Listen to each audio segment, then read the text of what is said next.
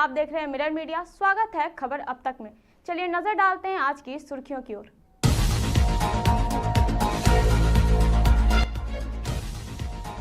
Bokaro police ने लूटकांड का किया खुलासा। भारी मात्रा में जेवरात के साथ आधा दर्जन अपराधी गिरफ्तार।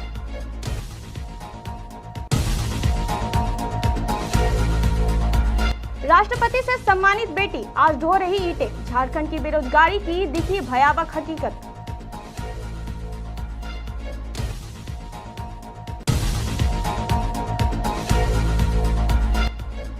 बोकारो में सरदर्द से मरीज की मौत। परिजनों ने सदर अस्पताल पर लापरवाही के लगाए आरोप।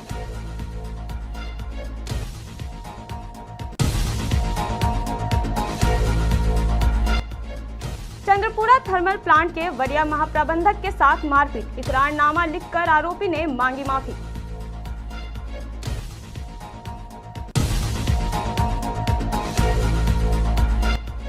पानागर में चलती ट्रेन से गिरा युवक, हालत नाजुक। दुर्गापुर अस्पताल में इलाज जारी।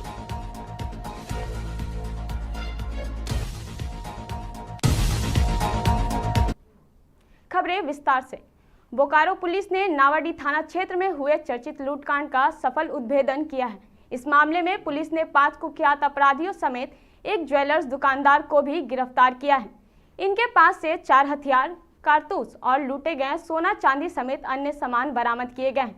दरअसल 18 अगस्त को बिरनी ढाई गांव निवासी धनेश्वर साहू के घर पर 8 से ज्यादा हथियारबंद अपराधियों ने धावा बोला था और लूट की बड़ी घटना को अंजाम दिया था। मामले की गंभीरता को देखते हुए पुलिस ने त्वरित कार्रवाई शुरू की। छापेमारी के दौरान धनबाद के ईस्ट बसुरिया स्थित एक होटल से एक अपराधी को पकड़ा गया। पूछताछ में उसने घटना में अपनी संलिप्तता स्वीकार की और गिरोह के अन्य सदस्यों के नाम बताए। जानकारी देते हुए बोकारो एसपी हरविंदर सिंह ने कहा कि आरोपियों के पास से 10 ग्राम सोना, 470 ग्राम चांदी, 5000 रुपये नगद, एक स्कॉर्पियो वाहन, ताला तोड़ने का उपकरण, 2 पिस्टल, एक देसी कट्टा, एक कार्बाइन टाइप पिस्टल और 6 जिंदा कारतूस जब्त किए गए हैं। सभी गिरफ्तार आरोपियों को जेल भेजा जा रहा है। कार्रवाई कर रही थी छापामारी दल, तो वहां पर एक संदिग्ध स्कॉर्पियो वाहन एक होटल के पास खड़ी थी, जिसके पास जब अप्रोच किया तो पुलिस को देख के भागने लगी और शक के आधार पर उनका पीछा किया गया, उनको रोका गया और रोकने पर जब थोड़ा कड़ाई से पूछताछ किया गया तो उसको जो व्यक्ति थे उनके द्वारा ये स्वीकार किया गया कि हाँ, हमने ही उस घटना को अंजाम दिया था। जो गाड़ी में मौजूद थे उस वक्त उनका नाम है विक्रम कुमार, धर्मेंद्र राय, रवि कुमार, हासिम शेख और इनके द्वारा जब अपराध स्वीकार किया गया तो इनकी गिरफ्तारी जो है की गई एवं गिरफ्तारी के बाद इनकी स्वीकारोक्ति बयान के आधार पर जो है इनकी निशानदेही पर जो वो गाड़ी थी, क्योंकि वो घटना में भी प्रयोग की गई थी और वो सब्बल जो प्रयोग किया गया था ताला तोड़ने के लिए, जैसे आप जानते हैं ताला तोड़ के ये लोग घुसे थे घर में, उस सब्बल को जब्त किया गया। फिर इनकी निशानदेही पर जो हथियार जो प्रयोग किए गए थे घटना में, 3-4 जो वेपन किए गए थे, उसे किशन पंडित जो धनबाद के रहने वाले हैं उनके घर पे जाके छापामारी की गई और उनके घर से तो पिस्टल, एक कट्टा, कार्बाइन टाइप का एक कट्टा और गोली बरामद की गई है। फिर जो चोरी हुआ सामान उसके बारे में जब पूछताछ की गई तो इनकी निशानदेही के आधार पर जो खरीदने वाले थे, जेवर को खरीदने वाले व्यक्ति जो दुकानदार है मुकेश सोनार, उनके यहाँ पे छापामारी की गई और उनकी दुकानदार की निशानदेही पर जो उसको गला के उन्होंने शीट बना दी थी सोना और चांदी की, लगभग 10 ग्राम सोना था, 470 ग्राम चांदी था, तो उसको जो शीट्स बनाई गई थी उसको भी जब्त किया गया है। तो कुल अगर हम बात करें गिरफ्तारी की तो 6 लोग कुल गिरफ्तार हुए। अगर उनकी रामगढ़ घाटों की बिरहोर जनजाति की बेटी रश्मि बिरहोर, जो कभी संघर्ष और शिक्षा की मिसाल बनी थी, आज मजबूरी में सिर पर ईंटें ढोने को विवश है। राष्ट्रपति महोदय से सम्मान प्राप्त कर चुकी स्नातक युवती की तस्वीरें न केवल झकझोरती है बल्कि ये बड़ा सवाल भी खड़ा करती है कि शिक्षा और सम्मान के बाद भी बेरोजगारी क्यों।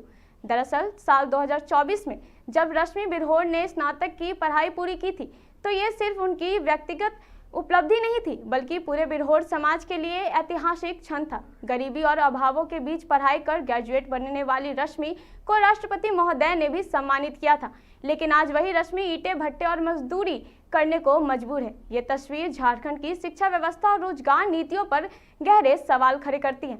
मामले पर पूर्व मुख्यमंत्री बाबूलाल मरांडी ने इस मुद्दे पर एक्स पर लिखा कि बीए पास रश्मि आज भी ईटेड होने पर मजबूर है। यह झारखंड में बेरोजगारी की भयावह तस्वीर है। झारखंड में रश्मि जैसी हजारों लाखों युवा प्रतिभाएं बेरोजगारी की मार झेल रही हैं। पेपर लीक, परीक्षा कैलेंडर की अनिश्चितता, फर्जी घोषणाएं और सरकारी उपेक्षा ने युवाओं के सपनों को अंधकार में ढकेल दिया है। आज हालात ये है कि पढ़े लिखे युवाओं के पास ना नौकरी है, ना स्वरोजगार। पलायन और मजदूरी ही उनकी मजबूरी बन चुकी है।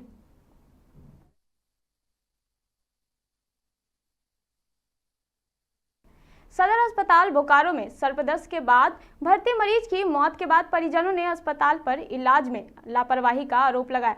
जानकारी के अनुसार बोकारो जिले के चंद्रपुरा थाना क्षेत्र के पिपराडी गांव निवासी मोहम्मद तस्लीम को बीती रात घर में सोते समय सांप ने काट लिया था। परिजन तत्काल उन्हें इलाज के लिए सदर अस्पताल लेकर पहुंचे। परिजनों का आरोप है कि ड्यूटी पर मौजूद चिकित्सक समय पर इलाज शुरू नहीं कर सके। जब मरीज की हालत बिगड़ने लगी तब इंजेक्शन दिया गया, लेकिन तब तक देर हो चुकी थी। हालात गंभीर होने के बाद मरीज की मौत हो गई। वहीं मामले पर सदर अस्पताल के अधीक्षक एनपी सिंह ने कहा कि मरीज को रात में भर्ती कराया गया था, लेकिन उसमें सांप डसने का स्पष्ट लक्षण नहीं थे। ये पता नहीं चल सका कि उसे विषैले सांप ने डसा था या सामान्य। इलाज जारी था, लेकिन उसकी मौत कार्डियो रिस्पेक्टिव फ्लेयर से हुई। इसमें अस्पताल की किसी भी तरह की कोई लापरवाही नहीं है। मैं गए थे सोने के लिए, तो नींद लग गया और सांप तो किसी टाइम घुसा होगा, तो निकलने के टाइम में सांप काटा तो हाथ झाड़ा, तो बाहर दरवाजे साइड आया। तो जब दरवाजे साइड आया तो अम्मी देखें लाइट जला के। उसके बाद क्या किया? उसके बाद फिर हम लोग 10 बजे रात में लेके हॉस्पिटल निकले। 11 बजे रात में यहाँ आए। यहाँ पर एक ब्लड जांच हुआ, रिपोर्ट में कुछ नहीं देखा। उसके बाद डॉक्टर यहाँ बोला बेड दे रहे हैं उधर जर्नल में, मारो जब कराएंगे तो देखेंगे। तो इसको इंजेक्शन नहीं दिया? है? इंजेक्शन वगैरह नहीं दिया? नहीं कोई इलाज नहीं हुआ? कोई इंजेक्शन नहीं है। और जब ज़्यादा बकाहट होने लगा तब ये इंजेक्शन दिया है। देखा, ब्लड जांच किया, तब तक पुष्टि नहीं हो पाई कि हाँ पॉइजनस सांप काटा है कि नहीं पॉइजनस सांप काटा है। बाद में इन्होंने मरीज का कंडीशन देखते हुए जो सिम्टम्स होता है सांप काटने किसी तरह का नहीं मिला, तो मरीज सामान्य था। सवेरे में इनको 5 बजे सूचना मिली कि ऐसे ऐसे है कि मरीज का थोड़ा सा हालत ख़राब हो गया, कि वहाँ गए और अपना पुनर्इलाज शुरू किए। एंटी स्नैक वेनम, रेक्सोना, एफकॉलिन, जितनी भी दवाइयाँ हैं सब इन्होंने दिया। किसी कारणवश कार्डियो रेस्पिरेटरी फेल्योर मरीज का हो गया, हार्ट लंग दोनों फेल कर दिया, जिसके कारण से मरीज की मृत्यु हो गई। तो रात में उन लोग बताए नहीं थे कि सांप काटा है? नहीं, सांप काटा था, मगर सांप काटने हुए का कोई सिम्टम्स नहीं था। जब तक सिम्टम्स नहीं नजर आता है तब तक एंटी स्नैक वेनम नहीं दिया जाता। बेरमो के चंद्रपुरा थर्मल प्लांट के वरीय महाप्रबंधक सह मुख्य अभियंता पीके मिश्रा पर जानलेवा हमला करने का मामला सामने आया है। दरअसल डी टाइप ओवरब्रिज के पास मंगलवार की दोपहर उनके साथ मारपीट की गई। घटना के समय वे प्लांट से अपने आवास जा रहे थे। उन्होंने बताया कि ओवरब्रिज पार करने के बाद कुछ लोगों ने उनके वाहन को रोकने की कोशिश की। वाहन जब नहीं रोका गया तो गाड़ी नंबर JH09AV 4763 ने धक्का मार दिया। धक्का मारने के बाद वाहन से युवक उतरा और गेट खोलकर मारपीट करने लगा।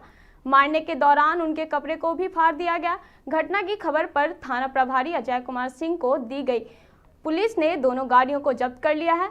हालांकि थाना में किसी भी तरह का केस दर्ज नहीं किया गया है। एसोसिएशन के पदाधिकारियों की उपस्थिति में आरोपी मुन्ना विश्वकर्मा ने इस मामले पर इकरारनामा लिखते हुए कहा कि वे अपने वाहन से दुगदा जा रहे थे, तभी 5 लेन के कर्म में वाहन नंबर JH09AT 9253 से टक्कर हो गई। आवेश में उन्होंने वाहन पर बैठे मुख्य अभियंता पवन मिश्रा के साथ धक्का मुक्की भी की। इसके लिए उन्होंने माफी भी मांगी।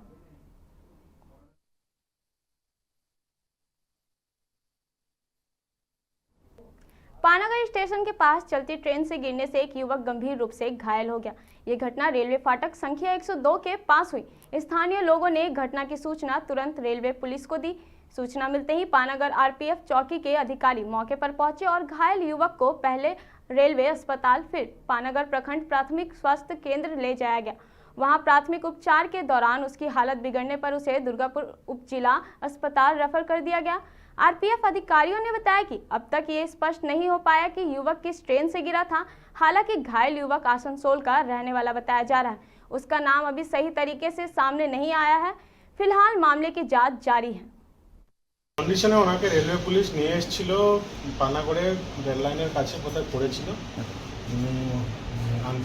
আনরেসপন্সিভ অবস্থায় ছিল, মাথায় হয়তো চোট লেগেছে আর পিঠেও চোট লেগেছিল। ওনাকে আমরা প্রাইমারি ম্যানেজমেন্ট দেওয়ার পরে রেলওয়ে পুলিশের তত্ত্বাবধানে বিধাননগর হসপিটালে রেফার করেছি। নাম্বার ঠিকানা কিছু পাওয়া গেছে? না, ওরকম এখনো পর্যন্ত কিছু পাওয়া যায়নি। বলতে পারছেন নিশ্চয়ই। এটা